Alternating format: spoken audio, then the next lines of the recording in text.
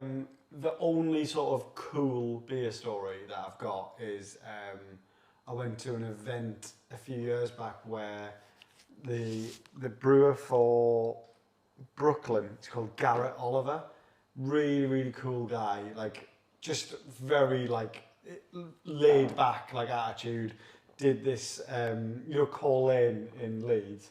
It was too cool. Like I was not a comfortable man in such a all these things that were like cliche cool. I was like, oh god, this is not me. It was like so you walked down Cole Lane and there was a disused like plot where when you walked through the door, it was rubble on the inside with a doorman inside on the rubble with like strip lights lighting him up. I'm like, oh fuck. He's like, yeah, your name's on the list. You go upstairs and it's done at like a speakeasy. And it was just like this room sort of sat around it, and he's on the stage, and he went like, right, so the best way to think about tonight is everybody knows Brooklyn Lager. He's like, that's the sun. And then we've got, whatever it is, East IPA, all that shit. He's like, their planets went, tonight we're drinking moons. And I'm like, that's a cool way of getting us into it. And some of the mad shit that he pulled out was like, he's like, these are things that we don't sell. Like, I've just made them. I haven't got enough of it to sell.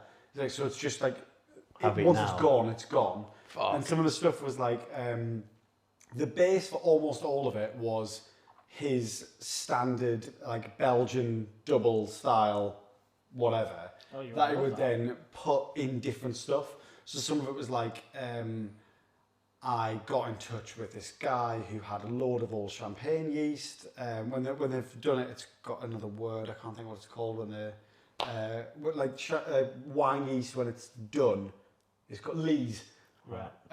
He's like, and I already had this fucking 10% Belgian double, and then I chucked all this wine lees in it, and I left it for 2 years, and here's what it is. And you're like, fucking hell, this is weird. And then he went, I found this mad guy in Mexico, and he's the only person in Mexico who is aging mezcal, like whiskey. He's like, this guy bought a load of bourbon barrels, and he's aging mezcal in bourbon barrels. Yeah. And I don't think it went very well because he didn't do it again.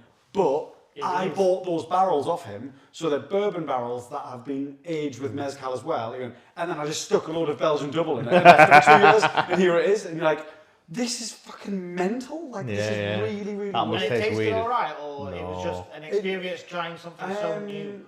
I can imagine that one doesn't taste. It's one of them things where everything you're getting in thirds, and I don't think the vast majority of those I could have gone. Hashtag 2/3 one podcast. But like, it was all things where you went, fucking hell, this is mad. There was a really, really good one, which was a like IPA style. He's still using Belgian yeast, but it was like IPA style that he put a load of kiwi in, and that's not like a flavour that you get very often, and it was amazing.